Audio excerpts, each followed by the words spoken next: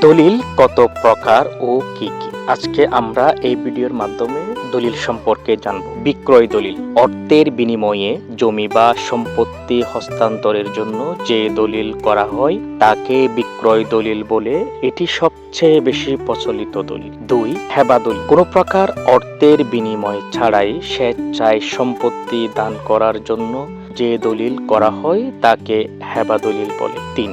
বন্টন দলিল সহমালিকদের মধ্যে সম্পত্তি ভাগ বাটোয়ারা বন্টন করার জন্য যে দলিল করা হয় তাকে বন্টন দলিল বলে। 4. উইল দলিল কেউ তার মৃত্যুর পর তার সম্পত্তি কাকে দেওয়া হবে সে বিষয়ে ইচ্ছা প্রকাশ করে যে দলিল করা হয় তাকে উইল দলিল বলে। 5. পাওয়ার অফ অ্যাটর্নি দলিল কাউকে কোনো কাজ করার জন্য আইনগতভাবে ক্ষমতা প্রদান করতে যে দলিল করা হয় তাকে পাওয়ার অফ অ্যাটর্নি দলিল বলে। 6.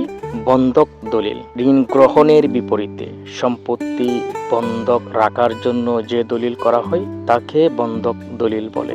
বদল দলিল কোনো প্রকার অর্থের লেনদেন ছাড়া একে অপরের সম্পত্তি বিনিময় করার জন্য যে দলিল করা হয় তাকে বদল দলিল বলে। গুরুত্বপূর্ণ কথা দলিল অবশ্যই সরকারি নিয়ম অনুযায়ী রেজিস্ট্রি করতে হবে। রেজিস্ট্রিবিহীন দলিল আইনগতভাবে গ্রহণযোগ্য নয় এবং ভবিষ্যতে বিভিন্ন জটিলতা সৃষ্টি করতে পারে। তাই সঠিক দলিল সুরক্ষিত মালিকানা।